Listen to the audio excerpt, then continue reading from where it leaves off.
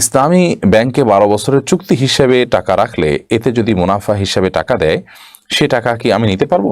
বদনজর থেকে বাঁচার উপায় কি যদি বলতেন। কোরআন শরীফ বসে বা শুয়ে পড়ার চেয়ে দাঁড়িয়ে পড়লে অনেক সওয়াব পাওয়া যায়, কতটুকু শরীয়ত সম্মত? নন মাহরাম কারো উপহার গ্রহণ করা যাবে কিনা? গোসলের ফরজ আদায় করলে কি ওযু করা দরকার হয় না?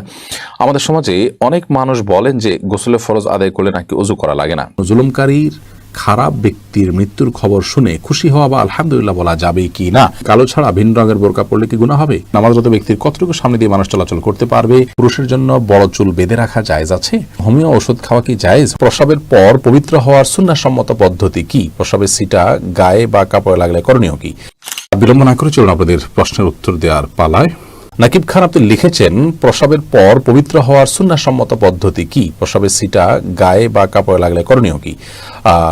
পেশাব বসে করবেন, যাতে করে আপনার পেশাবের ছিটা গায়ে না লাগে, এবং যদি গায়ে লেগে যায় এবং ছিটাগুলো হয় যে শুয়ের আগাতে যে পরিমাণ পানি থাকে ওই পরিমাণ ছোটো ছোটো ছিটা, তাহলে সেক্ষেত্রে অসুবিধা নেই। তারপরেও আপনি সম্ভব হলেও জায়গাটা ধুয়ে ফেলবেন বা মুছে ফেলবেন। ধুয়ে ফেলাই উচিত, ধোয়ার কিছু না থাকলে আপনি বিকল্প হিসেবে মুছে ফেলবেন। কারণ নবী সাল্লাল্লাহু আলাইহি ওয়াসাল্লাম বলেছেন, ইস্তানজিহু মিনাল বাউল, তোমরা পেশাব থেকে পবিত্র থাকো, ফাইন্না আম্মাতা আযাবুল কবর মিনহু, বেশিরভাগ আযাবের কবর হয়ে থাকে এই পেশাব থেকে পবিত্র না থাকার কারণে। বিধায় এটি আমাদের করা উচিত এবং চেষ্টা থাকা উচিত।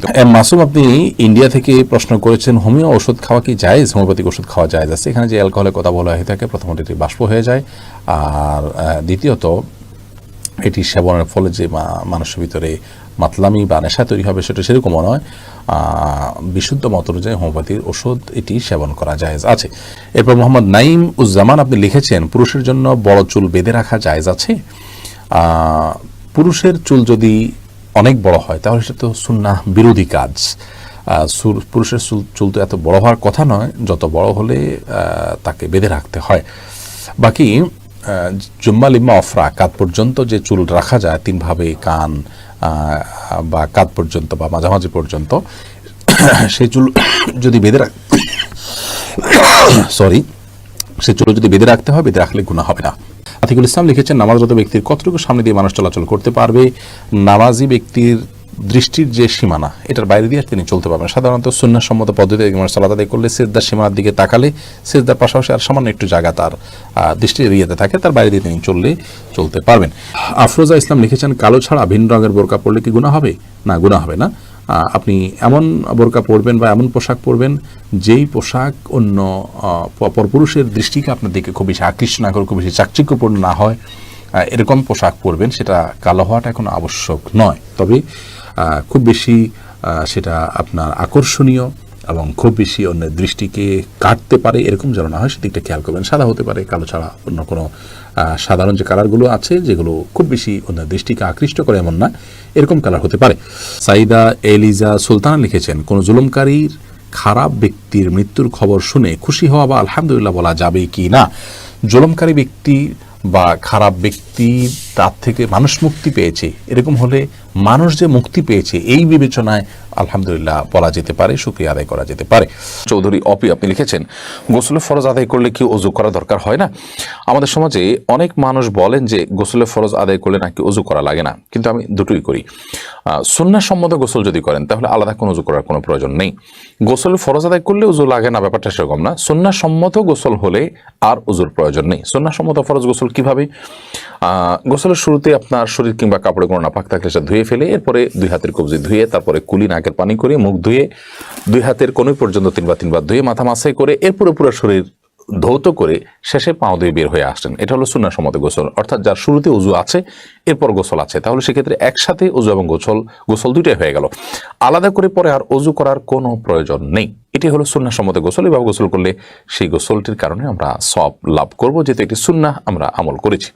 ফাউজি ইয়াসমিন আপনি লিখেছেন, নন মাহরাম কারো উপহার গ্রহণ করা যাবে কিনা? যিনি মাহরাম নন এরকম কেউ যদি আপনাকে উপহার দেন আর কোনো ফিতনার আশঙ্কা না থাকে, সেটা গ্রহণ করতে কোনো অসুবিধা নেই।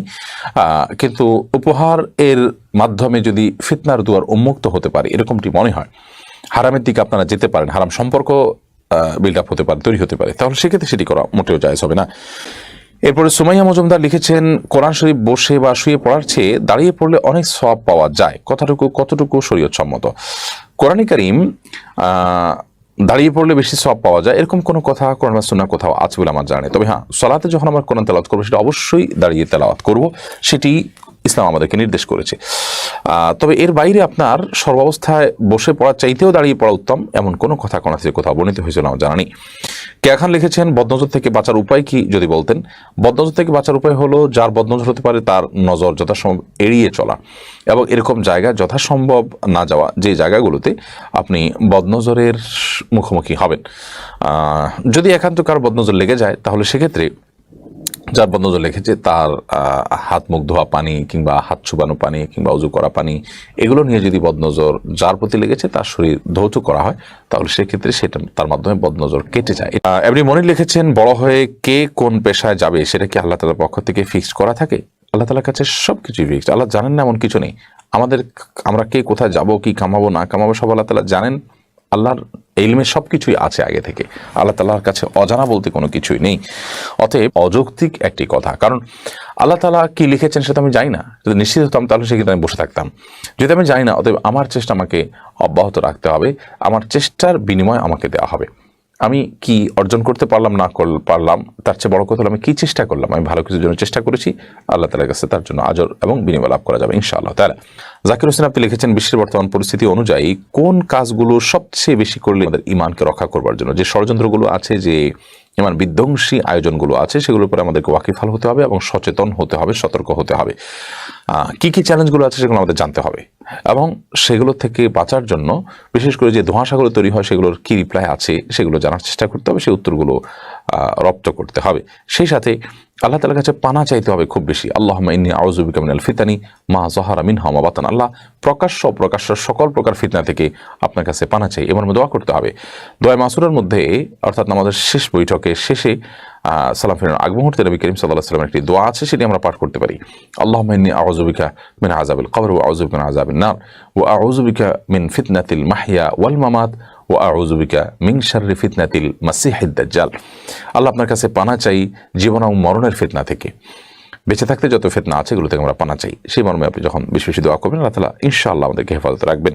জিএম শামসুর রহমান আপনি লিখেছেন পুরুষ শারীরিকভাবে অক্ষম হওয়ার কারণে স্ত্রী গুনাহে জড়িত হয়ে পড়েছে, এই অবস্থায় স্ত্রী কি খোলা তালাক করতে পারবে? অবশ্যই করতে পারবে, বরং এটা আরো আগে করা উচিত ছিল।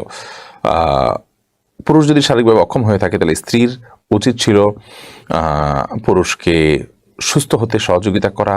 যদি সেরকম কোনো সম্ভাবনা না থাকে তাহলে বিবাহ ভাঙার উদ্যোগ নেওয়া, কারণ বিবাহের মূল উদ্দেশ্যই হলো চরিত্রের হেফাজত। সেটাই যদি না হয় তাহলে সে বিবাহর কোনো মানে থাকতে পারে না।